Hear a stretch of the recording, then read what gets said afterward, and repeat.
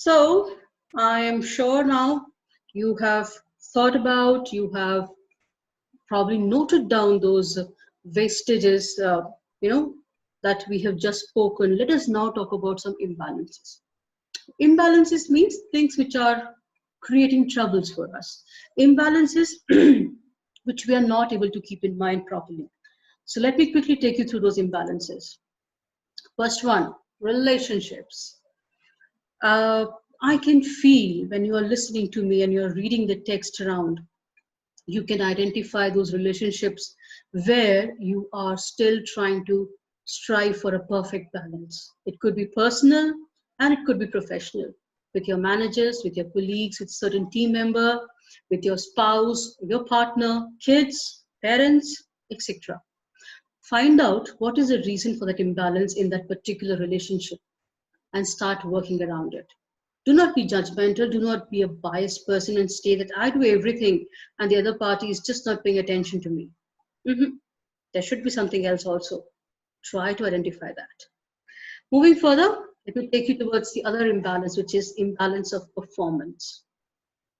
24/7, remember? Every manager is available 24/7. That is the kind of imbalance when we put towards our performance. Putting our entire energy towards one task and completing it, wherein we are ignoring the other plethora of tasks that we need to complete.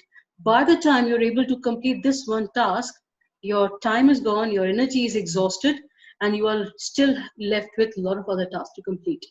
And the way that you will complete these different tasks will determine how your appraisals are going to be.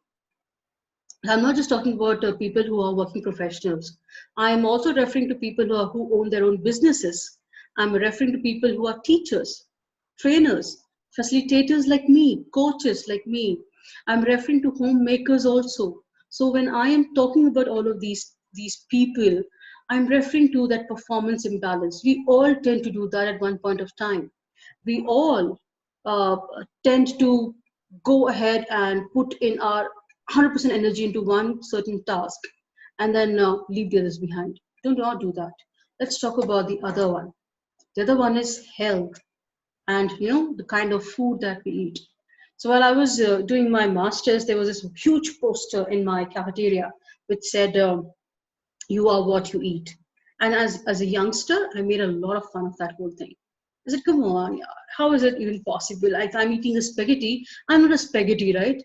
If I'm eating a burger, I'm not a burger." I am realizing it now. So the kind of health, the kind of dietary supplements that we are taking is very essential. Our food should comprise of everything: carbohydrates, proteins, vitamins, a lot of fruits, a lot of vegetables, a lot of fluids.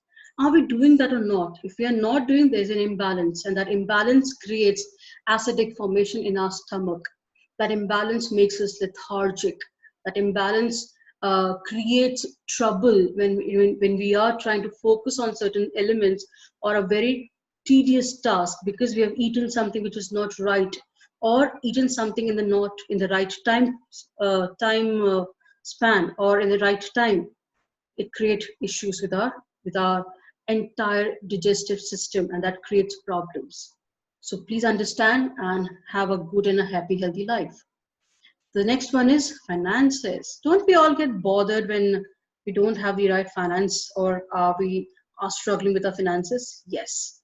And that's when Mr. Warren Buffett comes for our rescue, and he said, "I have started following it and I want you also to take care of it." He said, "As soon as you get your money, 20% should go straight away into your savings." Finances, try to identify where those imbalances are. Are we impulse buyers? Do we need those things that we have paid for? Or is it just because everybody else had, I also wanted to have it? Think about those things, those financial issues, those imbalances in your relationships, performance, health, diet, and finances. And we shall talk about Muri in a while. Please do think about it.